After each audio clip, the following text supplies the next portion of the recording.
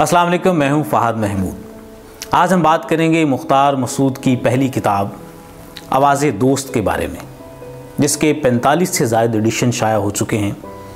इसके अलावा भी मुख्तार मसूद साहब की 3 किताबें हैं, सफ़र नसीब, लौहे अयाम और हर्फ़ शौक़।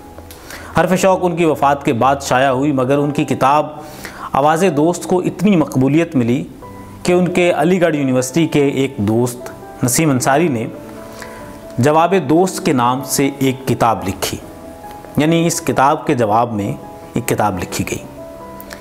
फिर उस किताब के जवाब में मुख्तार मसूद साहब ने अपनी आखिरी किताब हर्फ़ शौक़ में अपने मरहूम दोस्त नसीम अंसारी को एक तवील ख़त लिखा जो पढ़ने से ताल्लुक़ रखता है, और वो हर्फ़ शौक़ में शामिल है।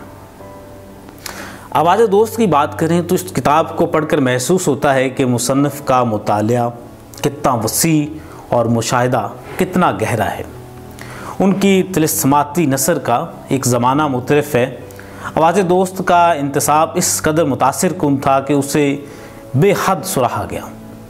इस किताब का इंतसाब कुछ यूँ था: परका और पारा संग के नाम। वो परका जो वालिदा मरहुमा की कब्र पर उगने वाली घास की पहली पत्ती थी, और वो पारा संग जो वालिद मरहूम का लौहे मिज़ार है। इसके साथ साथ इसका दिबाचा भी बहुत खूबसूरत था। इस किताब में सिर्फ 2 मज़मून हैं, एक तवील मुख्तसर और दूसरा तवील तर। इन दोनों मज़ामीन में फ़िक्र और खून का रिश्ता है।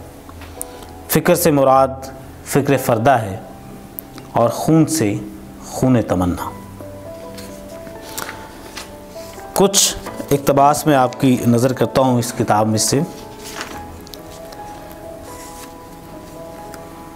अलीगढ़ यूनिवर्सिटी और अलीगढ़ के बारे में तहरीके आज़ादी के वक्त उन्होंने जो मुशाहिदा किया उसके बारे में लिखा है कि अलीगढ़ की इस नई नस्ल ने कायद-ए-आज़म की बग्गी खींची और मौलाना आज़ाद की रेलगाड़ी रोकी। मौलाना आज़ाद दिल्ली से कलकत्ते जाते हुए सिर्फ़ एक बार अलीगढ़ से गुज़रने वाली रेलगाड़ी में सवार हो गए। अलीगढ़ में उनकी गाड़ी की जंजीर इतनी बार खींची गई कि तूफ़ान मेल घंटा भर स्टेशन पर खड़ी रही। पुलिस आई, मुसलमान कलेक्टर पहुँचे, असातिज़ा आए, तब कहीं गाड़ी को जाने की इजाज़त मिली। इन्हीं दिनों कायद-ए-आज़म आए तो लड़कों ने फ़र्ते अक़ीदत से बग्गी के घोड़े खोल दिए और उसे कशां कशां हबीब मंजिल तक ले गए। गाड़ियां खींचना और गाड़ियां रोकना तो वक्त की बात थी। वक्त बिल्कुल बदल गया है। तहरीक पाकिस्तान की बग्गी के कितने ही घोड़े अब मुलाजमत की बैलगाड़ी में जुटे हुए हैं।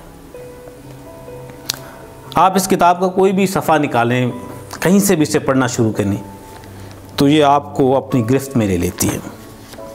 इसी तरह इसका जो दूसरा बाब है, जो दूसरा मज़मून है, जो तवील तर है, वो है कहतर रज्जाल के बारे में। ये बहुत ही खूबसूरत इसका आगाज़ होता है। कहत में मौत अर्ज़ां होती है और कहतर रज्जाल में ज़िंदगी। मर्ग अम्बो का जश्न हो तो कहत, हयात बेमुशर्रफ का मातम हो तो कहतर रज्जाल। एक आलम मौत की नाहक ज़हमत का, दूसरा ज़िंदगी की नाहक तोहमत का। एक समा हशर का, दूसरा महज हशरातुल अर्ज़ का। ज़िंदगी के ताक़ुब में रहने वाले कहत से ज़्यादा कहतर रज्जाल का गम खाते हैं। इसी तरह एक और जगह पर मुसोलिनी के बारे में उन्होंने लिखा है, उसने अपना दफ्तर एक 60 फुट लंबे कमरे में बना लिया। मुलाकात करने वाले को कमरे के एक सिरे से चलकर दूसरे सिरे तक जाना पड़ता और उसे इस बात का ख्याल भी होता कि मुसोलिनी उसे देख रहा है। फासले की तवालत और मुसोलिनी की हैबत से बहुत से लोगों के कदम उखड़ जाते और वो मरूब हो जाते। यही इस मंज़र का मकसद था, मगर इस एहतमाम में यह हकीकत फरामोश हो गई कि जिसने मखलूक से इतना फ़ासला पैदा कर लिया वो खालिक के क्यों कर नज़दीक हो सकता है। लोगों ने मुसोलिनी को नज़दीक से सिर्फ उन दिनों देखा जब उसकी लाश बाज़ार में लटकी हुई उसके इस दावे को झुठला रही थी कि वो असर हाज़िर पर अपनी अना के ऐसे निशान छोड़ जाएगा जैसे शेर अपने शिकार के जिस्म पर अपने तेज़ नाखूनों के निशान छोड़ जाता है। और आखिर में एक इक़्तिबास में आपको और इसका पढ़कर सुनाऊंगा। वो सरोजनी नायडू के बारे में है। मुख्तार मसूद ने जब उनको देखा और पहली बार देखा और जब आखिरी बार देखा तो दोनों कैफियत का ज़िक्र उन्होंने किया है। इस हवाले से लिखते हैं, काबा दिल में एक रोज़ झांका तो देखा कि एक सनम ने वहाँ घर कर लिया है। हमें गुमान था कि दौरे आज़री ख़त्म हुए मुद्दत बीत चुकी और इस अरसा में दिल अगर सहने मस्जिद नहीं बन सका तो क्या गम, कम अज़ कम बुतकदा तो नहीं रहा। अब जो ये गुमान गलत निकला तो अपने ही बारे में लाइल्मी पर तशवीश हुई। ये किसका बुत है जो अब तक सलामत है और नेहा खाना दिल में कैसे आन छुपा है। मैंने आगे बढ़कर नज़र डाली तो ये बुत एक देवी का निकला। दुबली पतली, बूटा कद, तंग दहन, आँखें कुशादा और रोशन, बालों में घुंघर हैं और छोटा सा जूड़ा गर्दन पर ढलका हुआ है। जूड़े में जड़ाऊ फूल हैं और गले में मोतियों का हार। बाएं हाथ की पहली उंगली में बड़ी सी अंगूठी है। साड़ी का पल्लू कांधे पर क्लिप से बंधा हुआ है। सूरत मनमोहनी, पहली नज़र में पुरअसर, दूसरी में पुरइसरार। मैंने भी जब इस बुत को दूसरी बार नज़र भरकर देखा तो सूरत ही बदली हुई थी। एक भारी सांवली और मुमर औरत ने सिल्क की स्लेटी साड़ी बांधी है। पल्लू सर पर है और निस्फ चेहरा भी इसमें छुपा हुआ है। उसने दाएं हाथ से खुशनुमा कौस बनाई और उसे अबरू के सामने लाकर सर की हल्की सी जुम्बश के साथ मुस्लिम यूनिवर्सिटी कोर्ट के अराकीन को जो विक्टोरिया गेट में सफबस्ता खड़े थे यूँ अदाब किया गोया वो मुस्लिम तमद्दन का मरका है या शाइस्तगी का मुजस्समा। अदाब करते हुए साड़ी का पल्लू चेहरे से ढलक गया तो हमने पहचाना कि ये सरोजनी नायडू है। इस किताब के आखिर में किसी ने तबसरा किया हुआ है।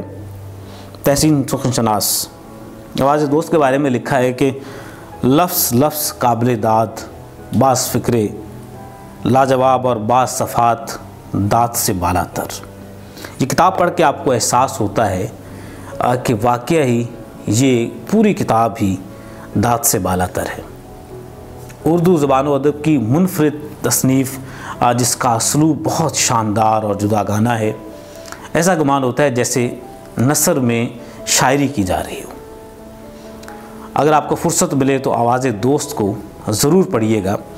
और इसकी कीमत के बारे में आपको बता दूँ, ये सिर्फ़ 120 रुपये में दस्तयाब है।